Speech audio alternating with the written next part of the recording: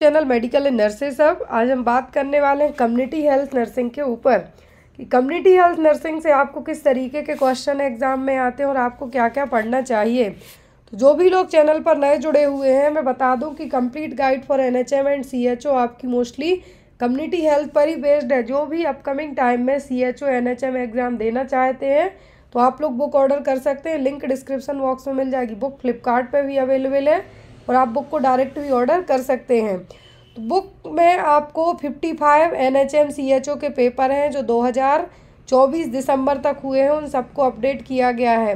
और जो लोग रेलवे की बुक लेना चाहते हैं तो आप रेलवे वाली बुक भी ले सकते हैं। दोनों बुक बहुत ही अच्छी बुक्स है, बहुत ही ज़्यादा कंटेंट है जो आपको ऐड किया गया है।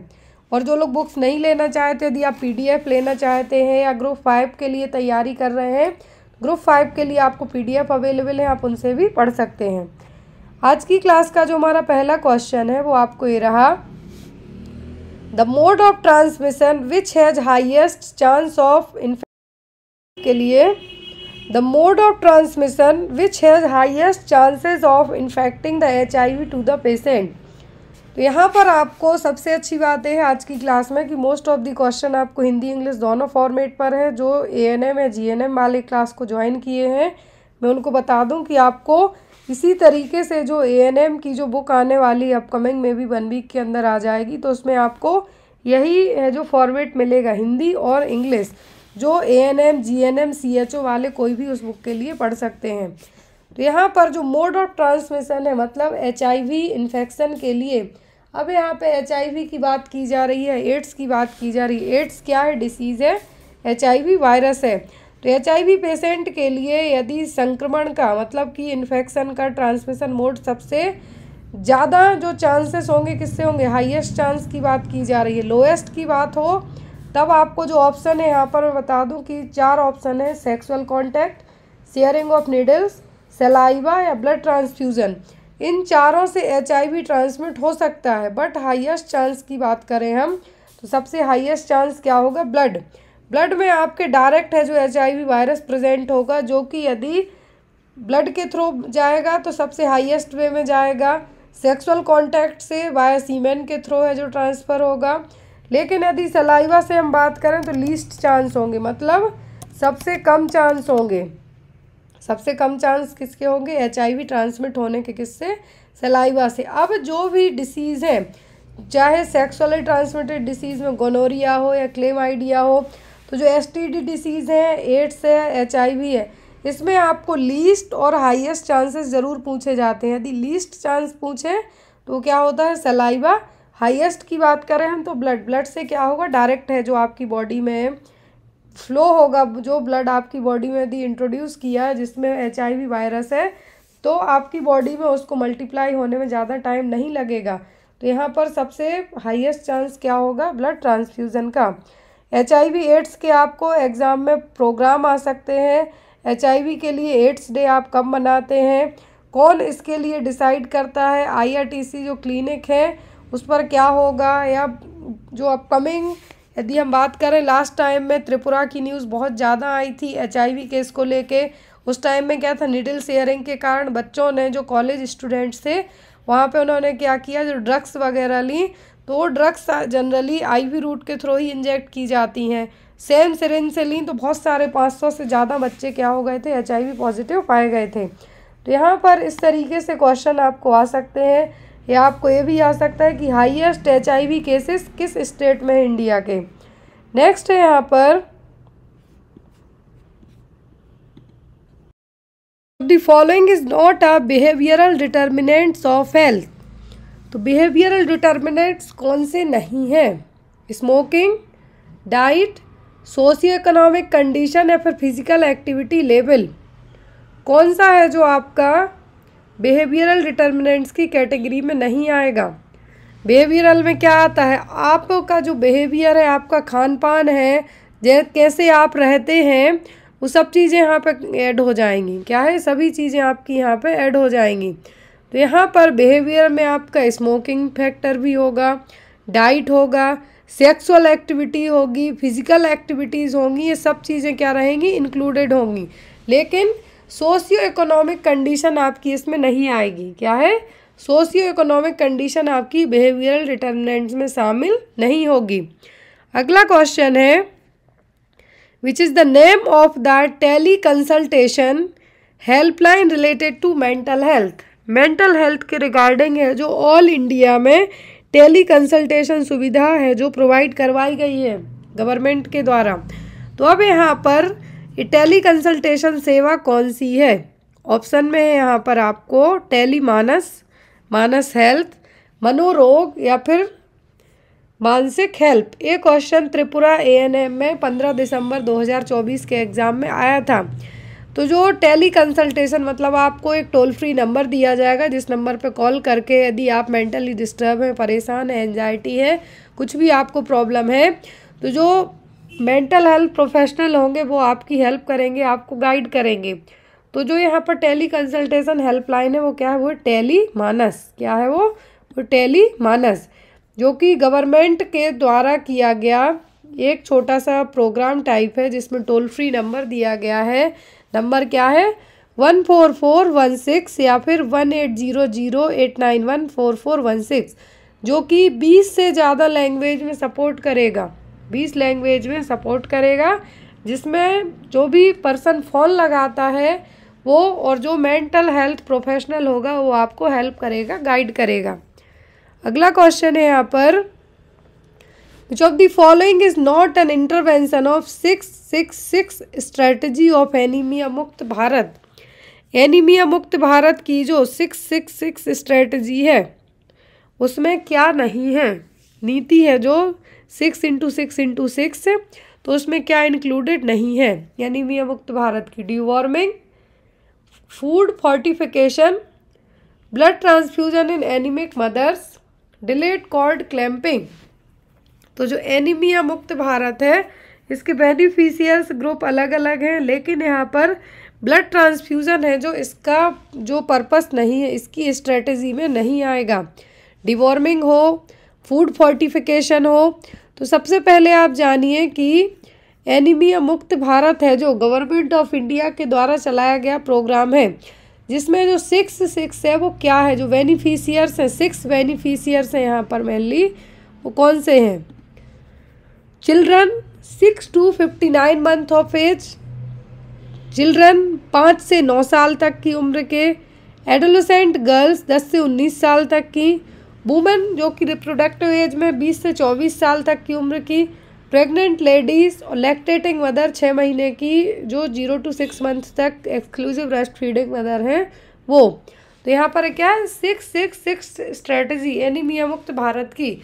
लेकिन इसके तहत है जो ब्लड ट्रांसफ्यूज़न है जो नहीं करवाया जाएगा। मदर्स एनीमिक है तो जो ब्लड ट्रांसफ्यूज़न है जो इसका टारगेट नहीं हो।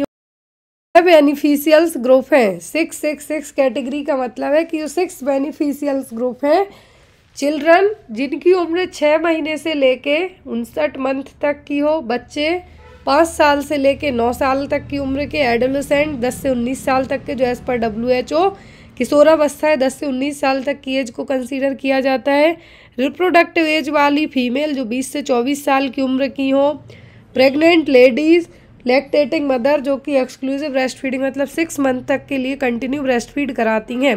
अब ministry of health and family welfare के द्वारा इस प्रोग्राम को लाया गया था 2018 में, एनीमिया मुक्त भारत। इसके तहत जो 6 स्ट्रेटजी हैं जिसमें बच्चे, वुमेन, एडोलेसेंट को 6 कैटेगरी को डिवाइड किया गया, वो रखे गए थे कि भारत में हमें 6 कैटेगरी के एज ग्रुप के लोगों को एनीमिया से प्रिवेंट करना है। जो यहाँ पर इसी के तहत डिवॉर्मिंग एज वो भी आया था, नेशनल डिवॉर्मिंग डे, जो कि हम हर साल में 2 बार बाय एनुअल मास डिवॉर्मिंग के तौर पर मतलब ज़्यादा लार्ज वे में 1 से 19 साल तक के बच्चों को शुरुआत में 10 फरवरी में और 10 अगस्त को हर साल जो कृमिनाशक दवाएं हैं एल्बेंडाजोल है जो यहाँ पर डिस्ट्रीब्यूट की जाती हैं और बच्चों को दी जाती हैं। तो यहाँ पर एनीमिया का एक रीज़न बच्चों में एडोलेसेंट एज ग्रुप में जो वॉर्म्स हैं वो भी हो सकते हैं, इसीलिए इसी प्रोग्राम के तहत जो डिवॉर्मिंग है वो भी की जाती है साल में 2 बार।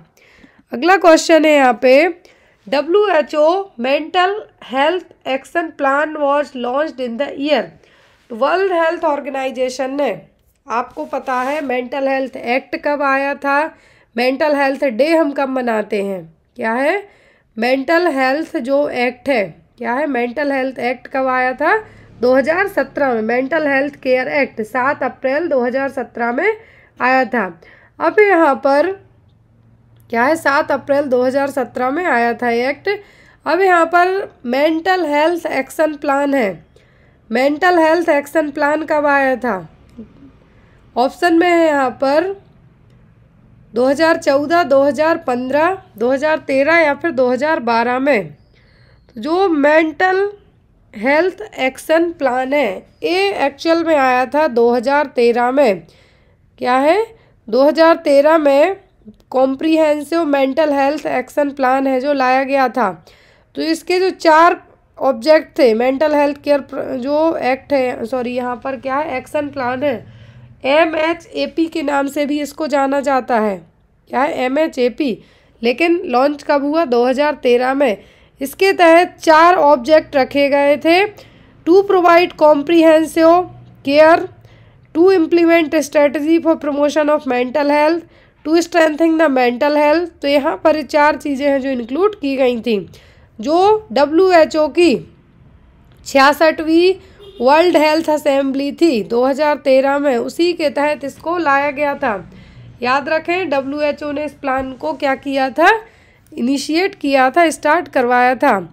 अगला क्वेश्चन है हमारा इन ओक्यूलोगायरिक क्राइसिस, तो एक कंडीशन है यहाँ पर ओक्यूलोगायरिक क्राइसिस, तो इसमें क्या होगा, I look upward and head is turn to one side, I look downward and head is turn to one side, patient is unable to talk, watch and hear, patient has strong urge to move about. पहले मैं बता दूं कि ओक्यूलोगायरिक crisis होता क्या है। Actual में ये कंडीशन डेवलप होती है या तो किसी मेडिकेशन का आपको ओवरडोज हो जाए या टॉक्सिसिटी हो जाए या फिर कुछ मेंटल डिस्टर्बेंस हो, साइकोसिस वगैरह हो, तब ये कंडीशन डेवलप होती है, ऐसे सडनली किसी को भी नहीं होती है, एक तरीके की इमरजेंसी सिचुएशन है। इसमें होगा क्या कि जो आँखें हैं, हेड एक साइड टर्न होगा, आंखें ऊपर की तरफ जाएंगी, जो वाइट वाइट आपको पुतली दिखेंगी आंखें ऊपर की तरफ जाएंगी, हेड एक साइड टर्न होगा, ये कंडीशन कहलाती है ओक्यूलोगायरिक क्राइसिस। इस तरीके से इमेज देखिए आप इस बच्चे की, जो कि rare sudden paroxysmal dystonic reaction है। इसमें जनरली ये या किसी तो ड्रग्स के कारण हो सकता है या कुछ मेडिकल कंडीशन के कारण या कुछ न्यूरोलेप्टिक कंडीशन के कारण ये देखने को मिलेगा, जिसमें आपकी दोनों आंखें ऊपर की तरफ चली जाएंगी, सिर है जो एक साइड है जो टर्न हो जाएगा।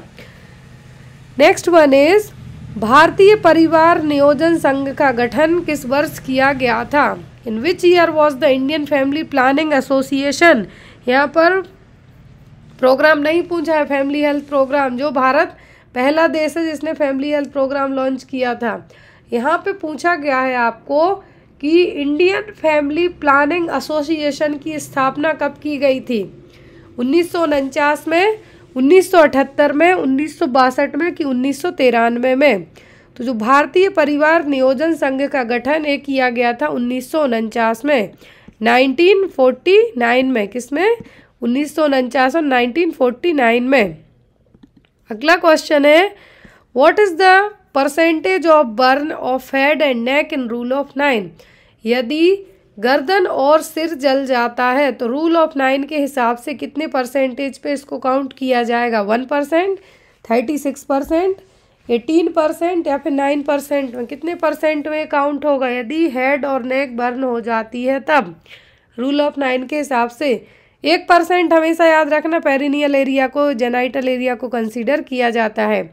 हेड और नेक फ्रंट एंड बैक की बात करें तो टोटल अकाउंट होता है कितने में, 9% में। कितने में हो गए, 9% में काउंट होगा।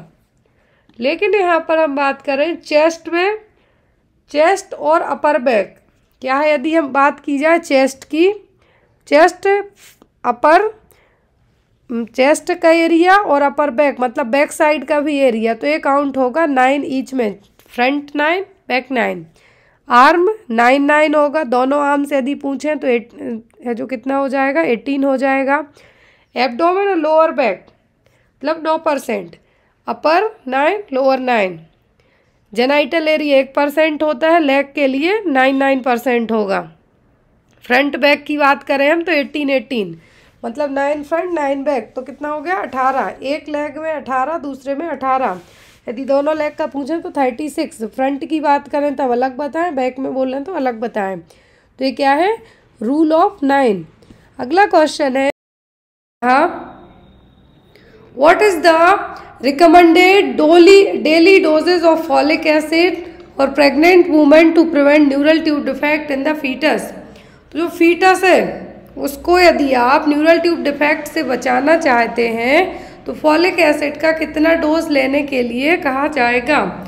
2000 माइक्रोग्राम, 4000 माइक्रोग्राम, 600 माइक्रोग्राम या फिर 800 माइक्रोग्राम। 400, 600, 800 या फिर 200 माइक्रोग्राम कितना फॉलिक एसिड का डोज देने के लिए कहा जाएगा प्रेग्नेंट वुमेन को।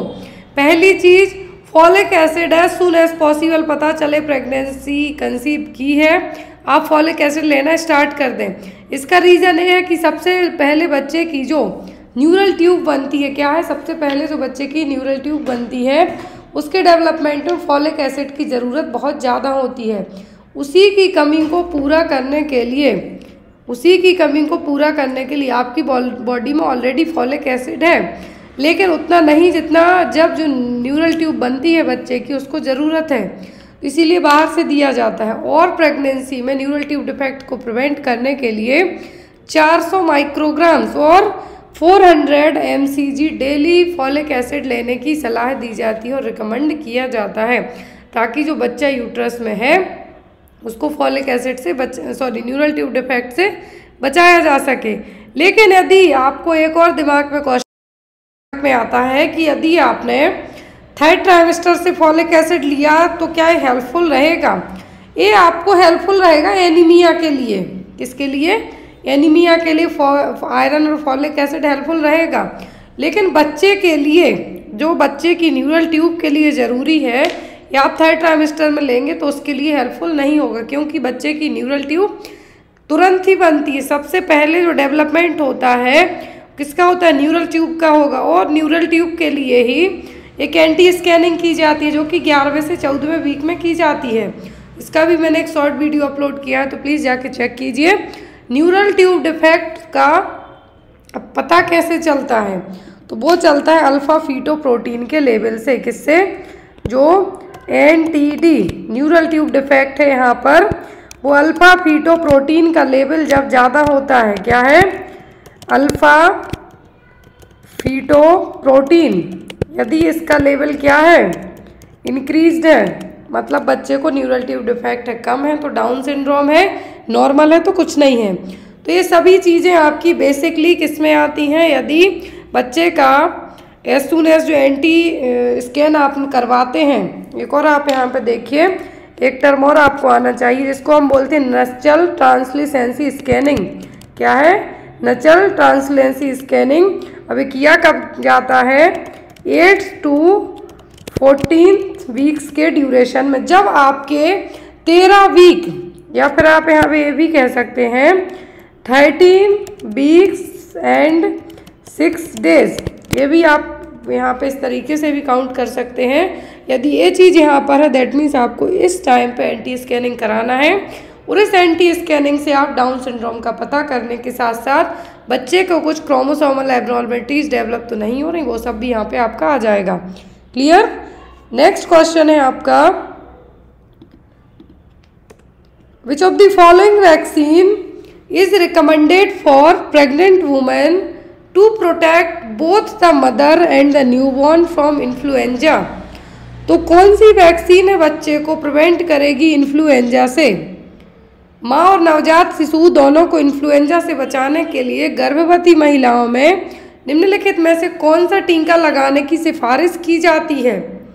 MMR measles mumps rubella, varicella, tetanus diphtheria and pertussis, inactivated influenza vaccine. पहली चीज़, जब बच्चा यूट्रस में हो तो उस टाइम पर माँ के लिए रूबेला वैक्सीन तो कॉन्ट्राइंडिकेट ही रहती है, तो ये MMR नहीं लगेगी। ना ही चिकन पॉक्स वैक्सीन लगेगी जो वेरिसेला के लिए है। DPT लगती है लेकिन इन्फ्लुएंजा से बचाने का काम ये नहीं करेगी। इन्फ्लुएंजा से जो बचाएगी वो क्या होगी, इनएक्टिवेटेड इन्फ्लुएंजा वैक्सीन, हो जिसको आप कहेंगे फ्लू शॉट। क्या कहेंगे, फ्लू शॉट। फ्लू शॉट से जो, और एक चीज़ और आप ध्यान से सुने कि जो एक सिंगल, जो पहले तो इन्फ्लुएंजा की जो वैक्सीन है वो नेज़ल स्प्रे के थ्रू दी जाती थी। किस रूट से दिया जाता था, नेज़ल स्प्रे से, ऐसे ना इनहेलर जैसे दी जाती थी। बट कोविड की भी वैक्सीन आ गई है लेकिन अभी वो उतनी ज़्यादा यूज़ में नहीं आई है। Next is, which of the following condition is a severe form of high blood pressure that can occur during pregnancy and can be life threatening for both the mother and the baby? निम्नलिखित में से कौन सी स्थिति उच्च रक्तचाप का एक गंभीर रूप है जो गर्भावस्था के दौरान हो सकती है, माँ और बच्चे दोनों के जीवन के लिए खतरा हो सकती है, लाइफ थ्रेटनिंग सिचुएशन कॉज कर सकती है। हाई BP की प्रॉब्लम है जो कि माँ को प्रेगनेंसी में हुई है, लेकिन यहाँ पर ये माँ बच्चे दोनों के लिए रिस्की है। Gestational diabetes, pre eclampsia, ectopic pregnancy या फिर प्लेसेंटा है जिसमें माँ और बच्चे दोनों के लिए रिस्की है। वो पहली चीज़ जेस्टेशनल डायबिटीज़, तो जेस्टेशनल डायबिटीज़ जो फर्स्ट ऑप्शन है, इसका मतलब होगा प्रेगनेंसी में हाई ब्लड शुगर होना, लेकिन आफ्टर दैट क्या हो जाता है, सबसाइड हो जाता है। In pregnancy high blood sugar. Pre eclampsia क्या है, प्री एक्लेम्सिया में BP हाई होगा, प्लस प्रोटीन यूरिया होगा, प्लस ब्लड विजन होगा, प्लस इक्लेम्टिक फिट साइन जिसको आप कहेंगे कन्वल्जन्स। क्या कहेंगे, कन्वल्जन्स, इसके साइन हो गए। एक्टोपिक प्रेगनेंसी में अदर देन क्या है, अदर देन जो फीटस है, इम्प्लांटेशन जनरली कहाँ पे होता है, यूट्रस में। अदर देन यूट्रस में मोस्टली होते हैं कहाँ पर, फैलोपियन ट्यूब्स में, जिसको आप एक्टोपिक प्रेगनेंसी भी कह सकते हैं। फिर आता है प्लेसेंटा प्रीविया, तो प्लेसेंटा प्रीविया में प्लेसेंटा कहाँ पर रहेगा, लोअर सेगमेंट में। कहाँ पर, लोअर सेगमेंट में, सर्विक्स का जो लोअर सेगमेंट है वहाँ पर। तो यहाँ पर इसके क्या है, टर्म्स है। यदि जेस्टेशनल डायबिटीज़ है तो वो क्या है, प्रेगनेंसी में हाई ब्लड शुगर का लेवल है। यहाँ पर जब किसी लेडीज़ को हाई ब्लड शुगर लेवल हो रहा हो और BP हाई हो रहा हो, तब एक केस इतना ज़्यादा डिफ़िकल्ट हो जाता है कि BP को आप कंट्रोल करेंगे कि ब्लड शुगर लेवल को, दोनों इवन कभी कभी शूट आउट होके क्या हो जाता है, इवन डेथ भी हो जाती है। जो शुगर के पेशेंट होते हैं उनकी डेथ ब्लड शुगर लेवल बढ़ने के साथ साथ हाई BP से भी होती है। फिर आता है एक्टोपिक प्रेगनेंसी, तो एक्टोपिक प्रेगनेंसी में जो नॉर्मली इम्प्लांटेशन यूट्रस में होता है आफ्टर फर्टिलाइजेशन, फैलोपियन ट्यूब के एम्पुला पार्ट में हो गया। फिर यहाँ पर एक्टोपिक प्रेगनेंसी में लेकिन क्या होगा, अदर देन यूट्रस, मतलब कब मोस्टली होती है 70% फैलोपियन ट्यूब में।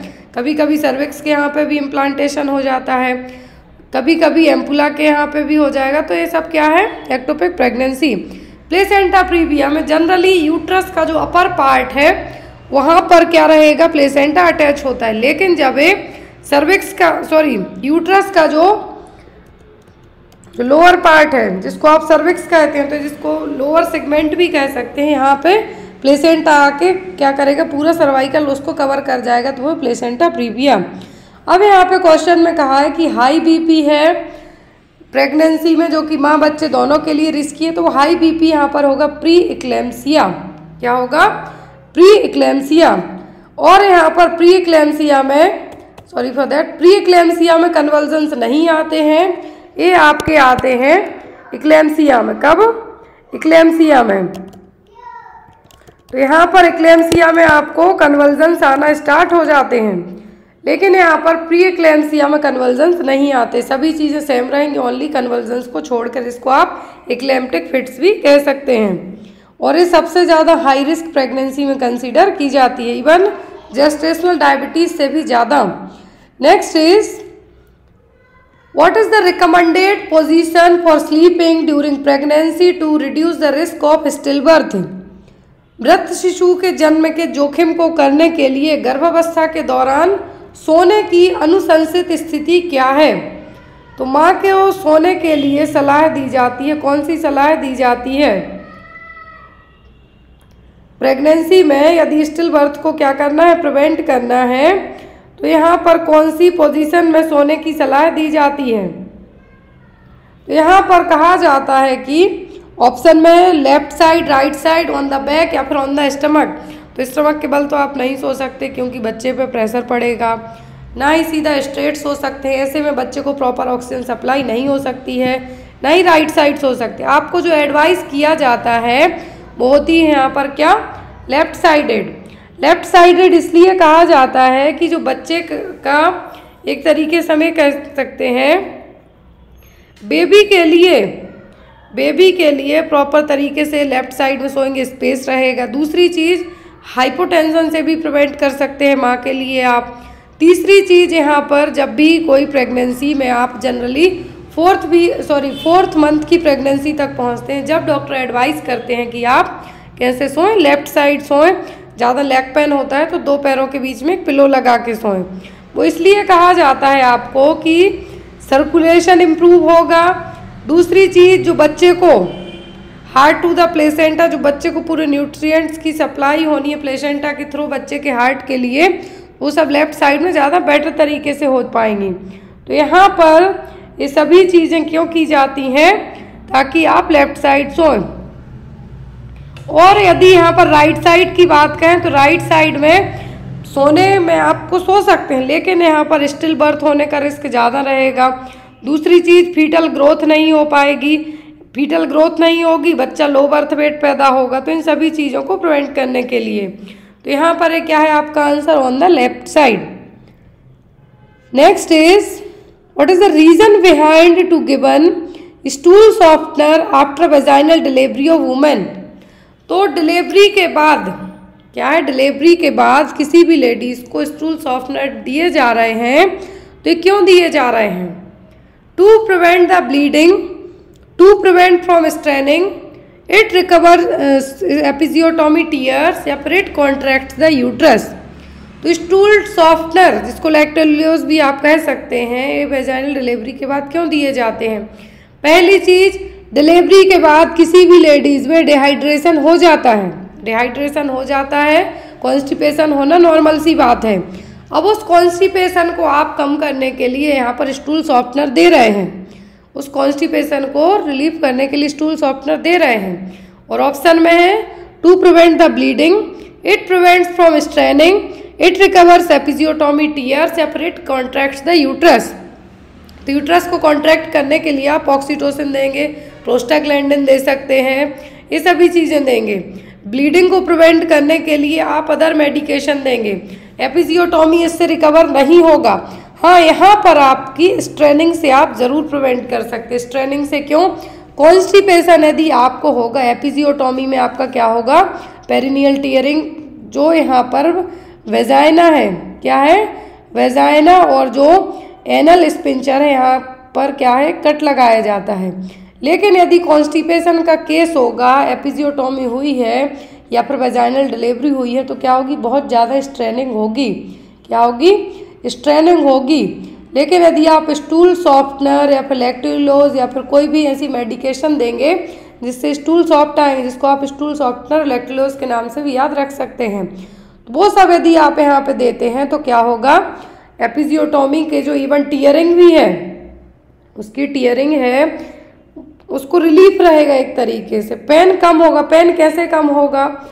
पेन के लिए तो आप पेन किलर दे देंगे, लेकिन यहाँ से आप पेन को कम प्रिवेंट कर सकते हैं। स्टूल सॉफ्टनर देंगे तो जो डाउन साइड जो प्रेशर पड़ रहा है वो कम होगा और स्टूल इजीली बाहर आएगा। इसका मेन रीज़न है क्या, स्ट्रेनिंग से प्रिवेंट करना। Next one is at what age should pregnant women typically start attending prenatal checkup for routine monitoring and care during the pregnancy. तो गर्भावस्था के दौरान नियमित निगरानी और देखभाल के लिए गर्भवती महिलाओं को आमतौर पर किस उम्र में प्रसव पूर्व जांच में भाग लेना शुरू करना चाहिए? 8 से 12 week, 16 to 20 weeks, 24 to 28 weeks या फिर 32 to 36 वीक। किस वीक में यहाँ पे कहा है at what age pregnant women को प्रीनेटल और एंटीनेटल चेकअप्स में जाना चाहिए रूटीन मॉनिटरिंग के लिए? तो है 8 से 12 हफ्ते में। कब? 8 to 12 वीक की प्रेगनेंसी में। इस टाइम पीरियड में आप चेकअप कराने जाएंगे तो पहली चीज़ यहाँ पर आपकी प्रेगनेंसी तो कंफर्म रहेगी ही। दूसरी चीज़, इस टाइम पर आपकी एंटी स्कैनिंग हो सकती है। एंटी स्कैनिंग का मतलब है नचल ट्रांसलेंस, जो हमने स्टार्टिंग में पढ़ा, वो स्कैनिंग करके पता कर सकते हैं कि आपके बच्चे का प्रॉपर डेवलपमेंट हो रहा है या नहीं, उसमें कुछ कंजेनाइटल डिफेक्ट वगैरह तो नहीं है। आपके लिए तो जेस्टेशनल डायबिटीज़ डेवलप नहीं हो रहा है, आपको हाई बीपी की प्रॉब्लम तो नहीं हो रही है। ये सब चीज़ों को चेक करने के लिए सबसे अच्छा टाइम पीरियड होगा 8 से 12 हफ्ते की pregnancy. Next one is Which of the following is a vital sign that should be closely monitored during labor and delivery to assess maternal health? निम्नलिखित में से कौन सा एक महत्वपूर्ण संकेत है जिसकी मातृ स्वास्थ्य का आकलन करने के लिए प्रसव और प्रसव के दौरान बारीकी से निगरानी की जानी चाहिए? क्या है तो वो जिसमें आप ये सभी चीज़ें क्लोजली मॉनिटर करेंगे? वो होगा यहाँ पर ऑप्शन में glucose level, blood pressure, haemoglobin level या रेस्पिरेटरी रेट। पहली चीज, डिलीवरी के टाइम पर और लेबर के टाइम पर जो चीज़ चेक की जाएगी, ब्लड ग्लूकोज लेवल आप पहले चेक कर सकते हैं बिफोर डिलीवरी और before labour. Haemoglobin level check कर सकते हैं कि यदि इनकेस ब्लीडिंग ज़्यादा होती है तो हीमोग्लोबिन लेवल कम ना हो, तो आप पहले से ही ये सब चीज़ें चेक करके रखेंगे। रेस्पिरेटरी रेट आप वहीं चेक कर सकते हैं, लेकिन सबसे ज़्यादा आपको क्लोजली मॉनिटर करना है वो है बीपी, ब्लड प्रेशर, कि ये प्रेगनेंसी में ड्यूरिंग द लेबर और डिलीवरी के टाइम पर फ्लक्चुएट ना हो। क्या हो? फ्लक्चुएट ना हो, मतलब कि ड्रॉप ना हो, बहुत कम ना हो और हाई ना जाए। हाई जाता है माँ को फिट्स आने के चांसेस रहेंगे, लो जाता है तो माँ प्रॉपर तरीके से ना तो पुश कर पाएगी और लो जाएगा तो बच्चे की डेथ होने के चांसेस भी ज़्यादा रहेंगे। तो यहाँ पर सबसे पहले आप क्या चेक करेंगे? BP, blood pressure. Next one is Which of the following complication can occur when the placenta partially or completely covers the cervix, obstructing the baby's exit from the uterus? निम्नलिखित में से कौन सी जटिलता तब हो सकती है जब नाल आंशिक रूप से या पूरी तरह से गर्भाशय ग्रीवा को ढक लेती है, जिससे बच्चे के गर्भाशय से बाहर निकलने में बाधा आती है? तो ऐसा कौन सा केस है जिसमें सर्विक्स को पूरे तरीके से प्लेसेंटा कवर कर जाएगा? जब सर्विक्स का मुंह कवर हो जाएगा, सर्वाइकल ओस कवर हो जाएगी, तो बच्चे को बाहर आने में प्रॉब्लम होगी। ऑप्शन में pre eclampsia, gestational diabetes, placenta previa, फिर एक्टोपिक प्रेगनेंसी। प्री एक्लेम्सिया मैंने आपको बता दिया कि इसमें बीपी हाई होगा, ब्लड विजन होगा, फिर एक्लेम्टिक फिट्स आएंगे जब प्री एक्लेम्सिया के बाद की स्टेज में जाएंगे। जेस्टेशनल डायबिटीज़ में प्रेगनेंसी में माँ का ब्लड शुगर लेवल बढ़ जाएगा। एप्टोपिक प्रेगनेंसी में अदर देन यूट्रस में इम्प्लांटेशन हो जाएगा। अब बचता है प्लेसेंटा प्रीविया। प्री मतलब पहले, मतलब जनरली प्रीविया का मतलब होता है पहले। प्लेसेंटा प्रीविया के केस में ही ऐसा होगा कि जो प्लेसेंटा जनरली अपर सेगमेंट में, यूट्रस का जो नॉर्मली प्लेसेंटा अटैच होता है अपर सेगमेंट में होता है, वो हम आगे आपको विथ इमेज के भी दिखाएंगे कि अपर सेगमेंट में प्लेसेंटा अटैच होता है, लेकिन जो प्लेसेंटा प्रीविया है इसमें क्या होगा? डाउन साइड अटैच हो जाता, नीचे की तरफ। अब ये पार्सली हो सकता है, कंप्लीट हो सकता है या मार्जिनल हो सकता है। तो यहाँ पर जो चीज़ इस तरीके से रिप्रेजेंट करेगी कि सर्वाइकल ओस को कवर कर जाए, बेबी की एग्जिट के लिए एक तरीके से ऑब्स्ट्रक्शन का काम करेगा, तो वो है placenta previa. Next one is what is the recommended method of feeding newborns during the first 6 months of life to promote optimal growth and development? तो यहाँ पर कौन सी मेथड है जो न्यूबॉर्न बेबी को फर्स्ट 6 months ऑफ लाइफ के लिए प्रमोट करेगी ग्रोथ और डेवलपमेंट के लिए? इष्टतम वृद्धि और विकास को बढ़ावा देने के लिए जीवन के पहले 6 महीनों के दौरान नवजात शिशुओं को खिलाने की अनुशंसित विधि क्या है? Formula feeding, complementary feeding, exclusive breast feeding या फिर बॉटल फीडिंग। बहुत ही ईजी क्वेश्चन है।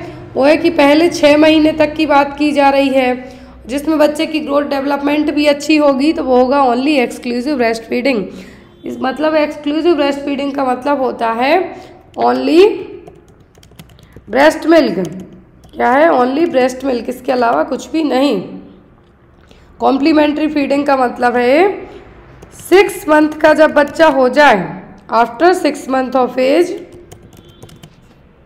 यहाँ पर आप बच्चे को कुछ फूड खिलाना स्टार्ट कर सकते हैं। सॉलिड भी हो सकता है और सेमी सॉलिड फूड्स। तो ये होगा आपका complementary feeding. Clear? Next one is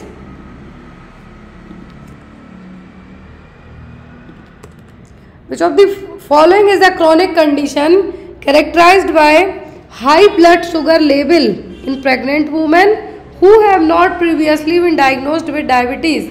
तो यहाँ पर कौन सी कंडीशन है? क्रॉनिक मतलब लंबे समय से है, जिसमें हाई ब्लड शुगर लेवल हो रहा है प्रेगनेंसी में, लेकिन इसके पहले उसको कभी डायग्नोस नहीं हुई है क्या, शुगर और डायबिटीज़, तो क्या कहलाएगा? निम्नलिखित में से कौन सी एक पुरानी स्थिति है जो गर्भवती महिलाओं में उच्च रक्त शर्करा के स्तर की विशेषता है, इन्हें पहले मधुमेह का निदान नहीं हुआ, मतलब पहले डायबिटीज डायग्नोस नहीं हुई है? Pre eclampsia, gestational diabetes, eclampsia या फिर प्रीटर्म लेबर। कौन सा केस है यहाँ पर जिसमें high blood sugar level pregnancy में क्या है, डायग्नोस हुआ है, लेकिन पहले डायग्नोस नहीं हुआ डायबिटीज़, तो वो जेस्टेशनल डायबिटीज़। जैसा मैंने आपको बताया कि प्रेगनेंसी में हाई ब्लड शुगर लेवल का होना, और हाई ब्लड शुगर लेवल में जो बच्चे पैदा होते हैं, जेस्टेशनल डायबिटीज़ वाले बच्चे होते हैं, वो क्या होते हैं, लार्ज साइज होते हैं, 4 kg से भी उनका ज़्यादा वेट रहता है। Next is what is the term used to describe the spontaneous loss of pregnancy before the 20th week of gestation. यदि 20 वीक की प्रेगनेंसी के पहले, क्या है, 20 वीक की प्रेगनेंसी के पहले प्रेगनेंसी लॉस हो जाए, गर्भाधारण के 20वें सप्ताह से पहले गर्भावस्था के सहज नुकसान को वर्णन करने के लिए किस शब्द का प्रयोग किया जाता है? Pre term birth, still birth, ectopic pregnancy या फिर मिसकैरेज, क्या यूज किया जाएगा? तो वो होगा आपका यहाँ पर मिसकैरेज और अबॉर्शन। क्या है? मिसकैरेज। स्टिल बर्थ का मतलब है कि बच्चे की डेथ होना, फीटल डेथ इन यूट्रस। यहाँ पर आप ये भी कह सकते हैं कि फीटल डेथ इन यूट्रस, वो कहलाता है स्टिल बर्थ। प्री टर्म का मतलब है कि before 37 weeks of gestation. Before 37 weeks of gestation के क्या है? प्री टर्म बर्थ का मतलब बिफोर 37 वीक्स ऑफ जेस्टेशन के डिलीवरी का हो जाना, वो है pre term birth. Still birth का मतलब फीटल डेथ इन यूट्रस। और एक्टोपिक प्रेगनेंसी का आपको मैंने बता ही दिया है। तो यहाँ पर जो आपका आंसर होगा वो क्या होगा? वो होगा आपका मिसकैरेज और अबॉर्शन। तो अकॉर्डिंग टू MTP एक्ट, अब क्या है, मेडिकल टर्मिनेशन ऑफ MTP। तो MTP एक्ट पूछें तो 1971, अकॉर्डिंग टू दैट 20 वीक तक की प्रेगनेंसीज को ही यहाँ पर परमिशन दी जाती है। किसकी? अबॉर्शन की। अब अबॉर्शन की परमिशन 20 वीक तक तब दी जाती है जब यहाँ पर या तो रेप के थ्रू प्रेगनेंसी हुई हो, और यहाँ पर यदि प्रेगनेंसी एक्सीडेंटल हुई हो, या फिर बच्चे को कुछ कंजेनाइटल डिफेक्ट हो तब। अमेंडमेंट एक्ट आया है, क्या है? MTP अमेंडमेंट जो एक्ट है, अमेंडमेंट एक्ट के अकॉर्डिंग यहाँ पर 24 वीक्स, यदि अमेंडमेंट एक्ट में पूछें तो 24, और ओनली MTP एक्ट पूछें तो 20 week. Next one is how many stage. Question है how many stage are there in the typical progression of labour. तो लेबर की प्रोग्रेस में कितनी स्टेज होती हैं? प्रसव की सामान्य प्रगति में कितने चरण होते हैं? 2 स्टेज, 3 स्टेज, 4 स्टेज या फिर 5 स्टेज। तो टिपिकली प्रोग्रेशन ऑफ लेबर में कितनी स्टेज होती हैं? Total 4 stage. कितनी? Total 4 stage. पहली डायलेटेशन, दूसरी बेबी एक्सपल्सन, तीसरी प्लेसेंटल एक्सपल्सन और चौथी कौन सी, ऑब्जर्वेशनरी स्टेज। तो यहाँ पर कितनी होती हैं, 4 स्टेज होती हैं टोटल, तो आपका आंसर होगा 4 stage. Next one is during which stage of labour does the cervix dilate and efface allowing the baby to move into the birth canal. जो होती हैं अकॉर्डिंग टू दैट, तो यहाँ पे पूछा कि कौन सी स्टेज में सर्विक्स डायलेट होगी, फैलाव होगा, इफासमेंट होगा, और यहाँ पर बर्थ कैनाल का क्या है, मुंह ओपन होगा जिससे बेबी बाहर आ सके। फर्स्ट, सेकंड, थर्ड, फोर्थ, तो स्टेज कहलाती है सर्वाइकल डायलेटेशन स्टेज। वो कौन सी कहलाती है, फर्स्ट स्टेज ऑफ लेबर। कौन सी, फर्स्ट स्टेज ऑफ लेबर, जिसको आप कह सकते हैं सर्वाइकल स्टेज। दूसरी कहलाती है फीटल एक्सपल्सन, क्या है, फीटल एक्सपल्सन स्टेज। तीसरी कहलाती है आपकी प्लेसेंटल एक्सपल्सन और प्लेसेंटा का बाहर आना। जो चौथी है इसको कहते हैं ओनली ऑब्जर्वेशन स्टेज। क्या है, ऑब्जर्वेशन स्टेज। तो यहाँ पर क्या हो गई, 4 स्टेज हो गई। तो सर्विक्स डायलेट के लिए पूछे आपसे तो आपको क्या कहना है, सर्वाइकल डायलेटेशन की स्टेज कौन सी है, वो है आपकी फर्स्ट स्टेज, सेकंड बेबी के बाहर आने वाली स्टेज, तीसरी प्लेसेंटा। और यहाँ पर फर्स्ट स्टेज में 0 से 10 सेंटीमीटर तक सर्विक्स डायलेट होती है। कितना, 0 to 10 सेंटीमीटर तक जो कार्डिनल मूवमेंट है लेबर के, वो भी फर्स्ट स्टेज में होंगे। सेकंड स्टेज में बेबी बाहर आता है और इसी स्टेज में क्राउनिंग देखने को मिलती है। क्या, क्राउनिंग। तीसरी स्टेज में प्लेसेंटा बाहर आता है। यदि प्लेसेंटा 30 मिनट तक बेबी के बाहर आने के बाद 30 मिनट तक बाहर नहीं आया, तब मैनुअली फंडल मसाज की जाती है। और यदि ऐसे में भी नहीं आया, तब यहाँ पर इस चीज़ को कंसीडर किया जाता है क्या, रिटेंट प्लेसेंटा। या फिर प्लेसेंटा कुछ बाहर आ गया, कुछ अंदर रह गया, तब भी उसको क्या कहेंगे, retained placenta. Next is what is the main characteristics of second stage of labour. तो यहाँ पर सेकंड स्टेज ऑफ लेबर के कैरेक्टर क्या है, मुख्य विशेषताएं। प्रसव के दूसरे चरण की मुख्य विशेषता क्या है, full cervical dilatation 10 centimetres, onset of regular contractions, delivery of baby after delivery of the placenta. बहुत ही इजी क्वेश्चन है, तो होगा आपका डिलीवरी ऑफ द बेबी। क्या है, delivery of the baby second stage पूछा।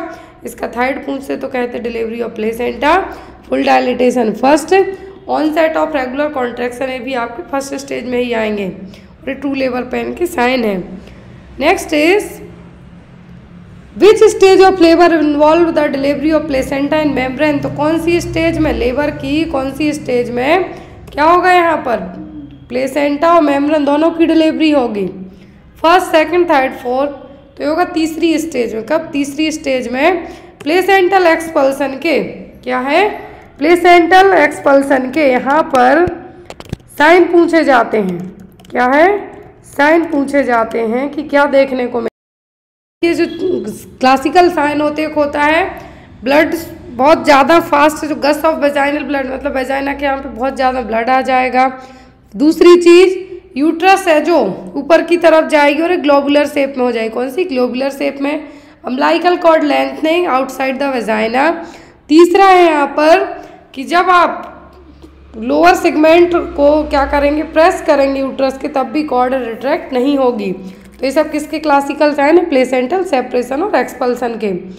Next is what is the medical term used to describe the thinning out of the cervix during the labour. Labour के दौरान, प्रसव के दौरान गर्भाशय ग्रीवा के पतले होने का वर्णन करने के लिए किस चिकित्सीय शब्द का उपयोग किया जाता है।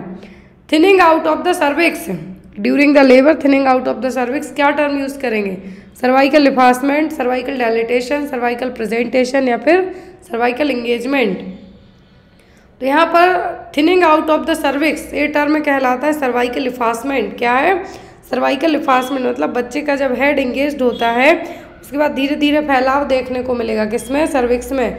वो चीज़ कहलाती है इफासमेंट। क्या है, इफासमेंट। तो इसको आप क्या कहेंगे, cervical effacement. Next one is which stage of labour is often referred to as the rest and recovery period immediately following the childbirth. बच्चे के डिलीवर होने के तुरंत बाद, immediately after the childbirth, rest and recovery period कौन सी stage कहलाएगी labour की? प्रसव के किस चरण को अक्सर बच्चे के जन्म के तुरंत बाद आराम और पुनः प्राप्ति अवधि के रूप में जाना जाता है? फर्स्ट स्टेज, सेकेंड, थर्ड या फिर fourth stage? Rest and recovery वाला पीरियड कहलाता है कौन सा? Fourth stage of labour. कौन सा?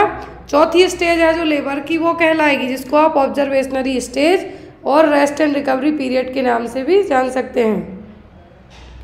Next is at what point labour is amniotic sac typically ruptured releasing the amniotic fluid? प्रसव के दौरान किस बिंदु पर एमनियोटिक थैली आमतौर पर फट जाती है जिससे एमनियोटिक द्रव निकलने लगता है? In the first stage during active labour, in the second stage during pushing down, in the third stage during placental delivery, it can happen at any point during the labour. पहली चीज जो amniotic sac है, जिसको आप amniotic sac कहते हैं, इसमें amniotic fluid भरा रहेगा। अब यहाँ पर दो केसेस होते हैं। आप जब हॉस्पिटल, इनकेस आपने लेबर वार्ड में ड्यूटी लगी हो तो आपको पता होगा कि कुछ लेडीज़ कंप्लेन करती हुई आती हैं कि उनका फ्लूइड लीक होना स्टार्ट हो गया है। तब यहाँ पर फ्लूइड लीक होने का मतलब, फ्लूइड लीक हो रहा है, वो हो सकता है कि आपको कभी कभी यूरिन भी पास हो जाती है क्योंकि प्रेशर इतना ज़्यादा है ब्लडर पर। दूसरी चीज़, जो एक प्लग बन जाता है प्रेगनेंसी के टाइम पर, यूट्रस से बच्चा बाहर ना निकले, इसीलिए सर्वाइकल कैप और सर्विक्स के यहाँ पे एक प्लग का फॉर्मेशन होता है म्यूकस के थ्रू। वो भी जैसे जैसे डायलिटेशन होगा, बेबी नीचे की तरफ पुश करता है, तो ये क्या होगा, धीरे धीरे उसमें से कभी कभी ब्लड आना स्टार्ट हो जाता है। वो प्लग है जो खुलेगा, एक तरीके से हम कहेंगे मुंह ओपन करने के लिए वो बाहर आता है, तो उसको भी एमनियोटिक फ्लूइड समझ लेते हैं, बट ऐसा नहीं होता है। तो एमनियोटिक जब सैक रप्चर होगा तो जो अचानक से, मान लीजिए किसी भी मटके को फोड़ेंगे तो एक एक दो दो बूंद पानी नहीं आएगा, पूरे में फैल जाएगा। सेम एज चाहे बलून में आप कोई बलून ले लीजिए, बलून ज़्यादा बेटर रहेगा, बलून में आप होल करेंगे किसी भी पिन से तो फट जाएगा। ऐसे ही एमनियोटिक सैक रहेगा तो अचानक से यदि फटेगा, क्या है, अचानक से यदि फटेगा तो जो एमनियोटिक फ्लूइड रिलीज होगा तो कैसा होगा, ड्यूरिंग द लेबर के टाइम पर ही। इनकेस मान लीजिए एमनियोटिक सैक आपका आपने लेबर इंड्यूस की, उस टाइम पर नहीं हुआ, तो इंटरनल एग्जामिनेशन के टाइम पे डॉक्टर को लगता है कि फीटल हेड इंगेज होते आ रहा है, तब भी इंटरनल एग्जामिनेशन करके भी उस एमनियोटिक सैक को क्या कर दिया जाता है, रप्चर कर दिया जाता है। उसको आप क्या कहेंगे, आर्टिफिशियल रप्चर ऑफ मेम्ब्रेन। क्या है, आर्टिफिशियल रप्चर ऑफ मेम्ब्रेन। लेकिन यदि ये टाइम के पहले, तो आप क्या कहेंगे, प्री टर्म। क्या है, प्री टर्म, एक टर्म यूज लग जाए, प्री टर्म वर्ड यूज हो जाएगा आपका। फिर यहाँ पर आपका इनकेस जो मेम्ब्रेन रप्चर हो गई, मान लीजिए कि लेबर रूम के पहुँचने के पहले ही एमनियोटिक सैक फट गया, रप्चर हो गया, फ्लूइड बाहर आ गया, तब आप क्या करेंगे? ऐसे केस में डॉक्टर वेजाइनल डिलीवरी के लिए ज़्यादा टाइम तक वेट एंड वॉच नहीं करते हैं, as soon as possible emergency में LSCS करके बच्चे को बाहर निकाल देते, क्योंकि इस फ्लूइड में बच्चा क्या है, सेफ रहता है। यदि अब इस एमनियोटिक फ्लूइड के बिना बच्चा ज़्यादा देर तक अंदर रहा तो उसको इन्फेक्शन होने के चांसेस बढ़ जाएंगे, यूट्रस में भी इन्फेक्शन हो सकता है, तो इसलिए बच्चे को क्या किया जाता है, तो बाहर निकाला जाता है। आई होप आपको छोटे छोटे टर्म समझ में आए हो। Next one is during which stage of labour does the baby rotate to an anterior position facing the mother's back to facilitate easier passage through the birth canal? प्रसव के किस चरण के दौरान शिशु जन्म नहर के माध्यम से आसान मार्ग की सुविधा के लिए माँ की पीठ की ओर मुंह करके पूर्व काल की स्थिति में घूमता है? फर्स्ट, सेकंड, थर्ड, या it can happen at any point during the labour? तो यहाँ पे कहा है कि बेबी रोटेशन होने का काम एंटीरियर पोजीशन में, रोटेट होने का काम है जो एंटीरियर पोजीशन माँ के बैक से और बर्थ कैनाल में इजीली बाहर आ जाए, तो ये किसी भी स्टेज में कर सकता है।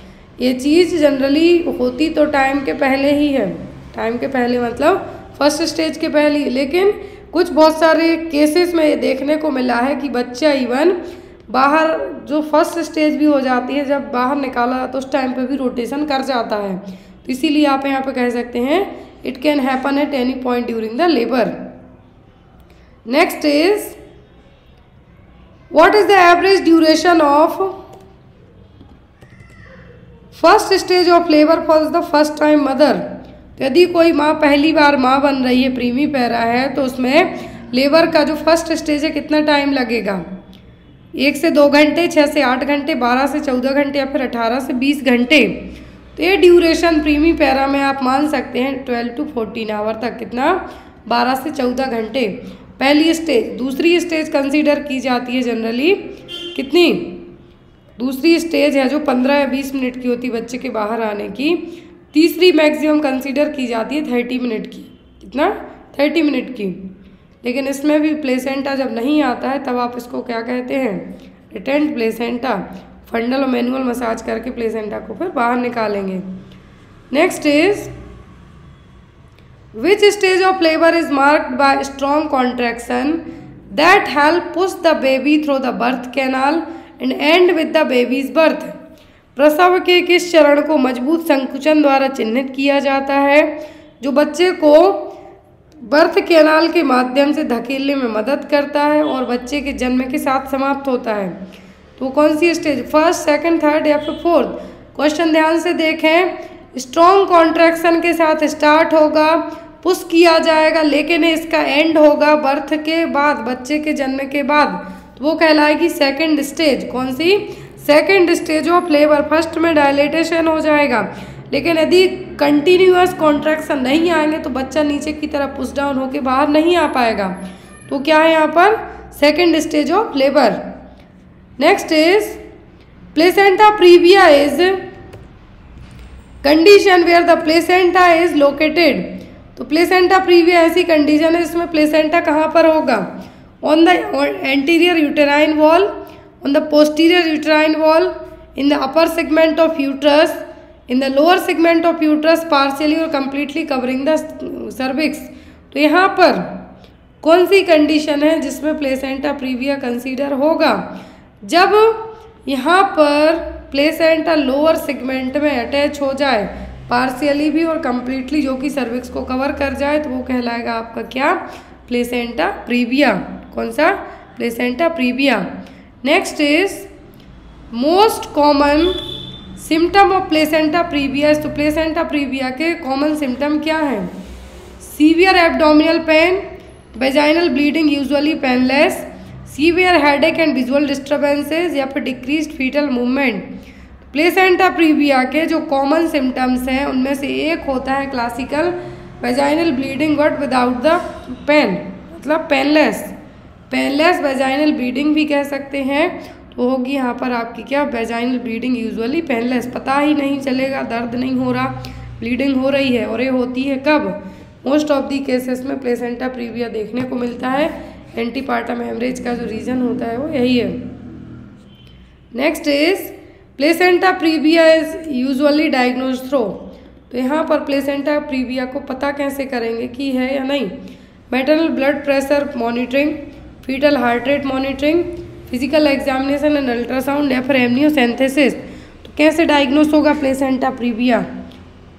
तो वो यहाँ पर प्लेसेंटा प्रीविया में माँ के बीपी से पता नहीं चलेगा, फीटल हार्ट रेट थोड़ा बहुत इधर उधर होगी, लेकिन यहाँ पर एमनियोसेंथेसिस आप ऐसे टाइम पे नहीं कर सकते। दैट मीन्स इंटरनल असेसमेंट तो आप कर ही नहीं सकते हैं और ज़्यादा ब्लीडिंग होगी, इवन कभी कभी बच्चे की डेथ यूट्रस में ही हो सकती है। आप यहाँ पर फिजिकल एग्जामिनेशन और अल्ट्रासाउंड। प्लेसेंटा प्रीविया के केस में कभी भी वेजाइनल एग्जामिनेशन मतलब फिंगर टू फिंगर असेसमेंट या फिर इंटरनल एग्जामिनेशन नहीं किया जाता, अवॉइड करने को कहा जाता है। यहाँ पर आप फिजिकल एग्जामिनेशन और अल्ट्रासाउंड की हेल्प से पता कर सकते हैं। Next is which of the following is a high risk factor for developing placenta previa. Placenta previa होने का हाई रिस्क फैक्टर क्या हो सकता है? ऑप्शन में है maternal age above 30 year, previous caesarean section, adequate prenatal nutrition, high maternal haemoglobin level. तो placenta previa develop होने के लिए जो चीज़ रिस्पॉन्सिबल हो सकती है वो सकती है प्रीवियस सिजेरियन सेक्शन। क्या है? Previous caesarean section. माँ की एज 35, ए प्लेसेंटा प्रीविया माँ की एज कम भी है तब भी हो सकता है। यहाँ पर प्रीनेटल न्यूट्रिशन लेने से या फिर ना लेने से इसका कोई कनेक्शन नहीं रहेगा। हाई मैटरनल हीमोग्लोबिन से भी नहीं होगा। यहाँ पर जो होगा वो होगा प्रीवियस सिजेरियन सेक्शन से। किससे? यदि प्रीवियसली आपका LSCS किया गया है तो यहाँ पर आपको प्लेसेंटा प्रीविया होने के चांसेस हो सकते हैं। Next is in case of complete placenta previa the placenta completely covers the. यदि प्लेसेंटा प्रीविया कंप्लीट है तो प्लेसेंटा किसको पूरे तरीके से कवर करेगा? Cervix, uterine fundus, lower uterine segment या एमनियोटिक सैक को। तो यहाँ पर प्लेसेंटा प्रीविया में यदि प्लेसेंटा कवर करेगा पूरे तरीके से तो होगा सर्विक्स। क्या होगा? सर्विक्स। लोअर यूट्राइन सेगमेंट है, सर्विक्स ही कहलाएगा यहाँ पर, क्योंकि जो लोअर पार्ट होता है सर्विक्स यूट्रस का वो क्या कहलाता है यहाँ पर? सर्विक्स। इंटरनल ओस और एक्सटर्नल ओस, तो ये क्या करेगा? पूरे तरीके से सर्विक्स को कवर करेगा। इंटरनल ओस जो कि कहलाएगा। Next one is the management of placenta previa depends on several factors including. तो यहाँ पर प्लेसेंटा प्रीविया किस फैक्टर्स पर डिपेंड करेगा कि हुआ है तो कैसे मैनेज करें? Fetal gender, maternal occupation, gestational age and amount of bleeding या फिर मैटरनल हाइट एंड वेट। तो प्लेसेंटा प्रीविया का मैनेज करना किन फैक्टर्स पर डिपेंड करेगा? ये जेस्टेशनल एज कितनी है और अमाउंट ऑफ ब्लीडिंग क्या हो रहा है। जेस्टेशनल एज इस तरीके से कि मान लीजिए 36 वीक की प्रेगनेंसी हो गई है, ब्लीडिंग यदि ज़्यादा होती है तो डिलीवरी कंडक्ट करा दी जाएगी। यदि 28 वीक की प्रेगनेंसी है और ब्लीडिंग होती है, कितनी ब्लीडिंग होती है उस चीज़ पर डिपेंड करेगा। तो यहाँ पर जेस्टेशनल एज मतलब कितने हफ्तों की प्रेगनेंसी है और ब्लीडिंग का अमाउंट क्या है, ड्रॉप में हो रहा है, ज़्यादा हो रहा है, क्या हो रहा है, तो उस पर डिपेंड करेगा। Next is which of the following is not a recommended intervention during active bleeding in placenta previa. तो यहाँ पर क्या रिकमेंड नहीं किया जाएगा जब एक्टिव ब्लीडिंग हो रही है प्लेसेंटा प्रीविया के केस में? Bed rest in a lateral position, digital cervical examination, intravenous fluid and blood transfusion if needed, या फिर continuous fetal heart rate monitoring. Fetal heart rate monitor की जाएगी, यदि ज़रूरत पड़ती है तो ब्लड ट्रांसफ्यूज किया जाएगा। बेड रेस्ट करने को कहा जाएगा लेटरल पोजीशन में। लेकिन जैसा मैंने शुरुआत में ही कहा, कभी भी वेजाइनल और सर्वाइकल असेसमेंट चेक नहीं किया जाएगा, इंटरनल असेसमेंट नहीं किया जाएगा यदि ब्लीडिंग हो रही है तो। यहाँ पर आपका आंसर क्या होगा? डिजिटल सर्वाइकल एग्जामिनेशन यहाँ पे नहीं किया जाएगा। Next is in severe cases of uterine prolapse when other treatment are not effective a surgical procedure called may be performed to correct the condition। यदि यूट्राइन प्रोलैप्स का case हुआ है, कोई और ट्रीटमेंट इफेक्टिव नहीं हो रहे हैं, तब एक सर्जरी की जाएगी। तो सर्जरी का नाम क्या है? हिस्टेक्टोमी, मायोमेक्टोमी, DNC या फिर एपिजियोटोमी।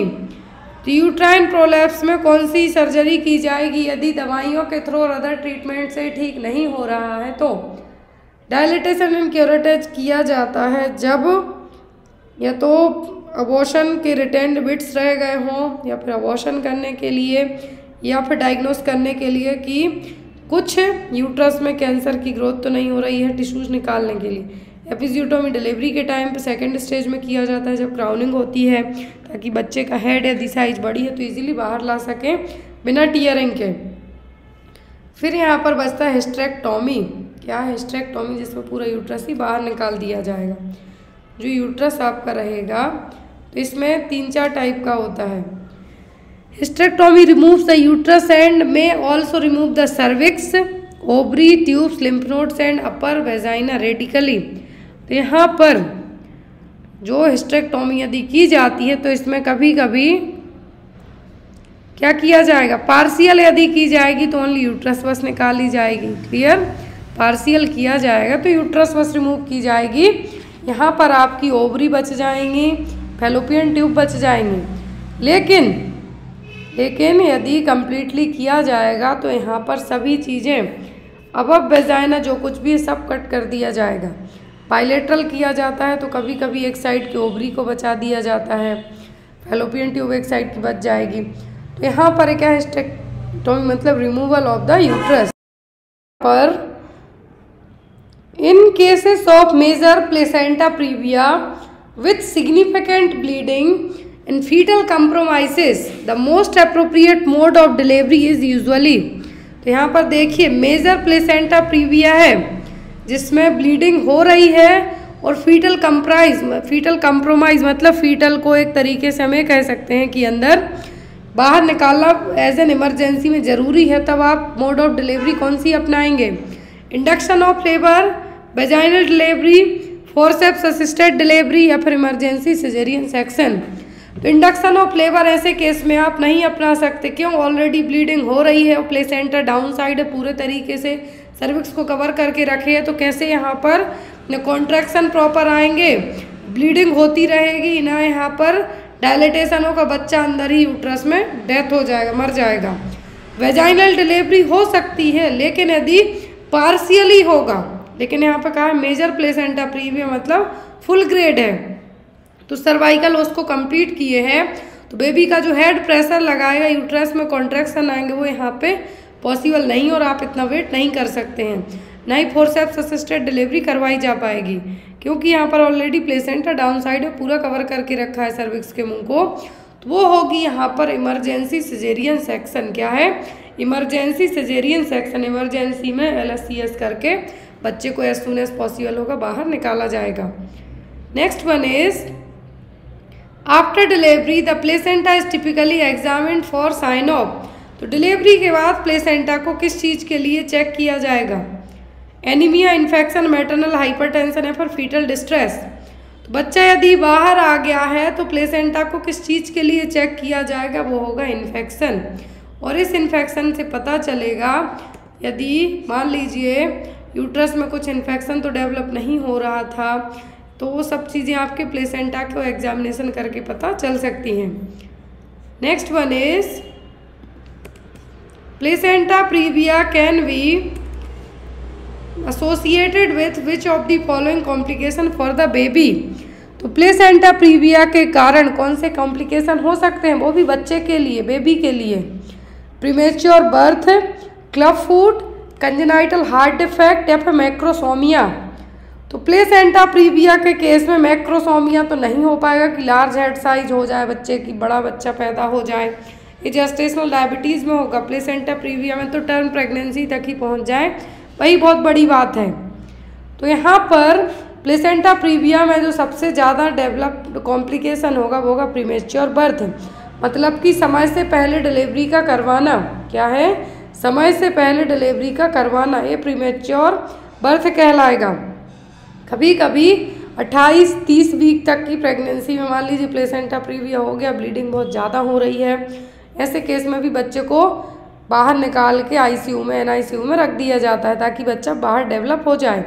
प्लेसेंटा प्रीविया में भी कुछ ऐसा ही होता है कि प्रीमेच्योर बर्थ होने के चांसेस ज़्यादा रहेंगे।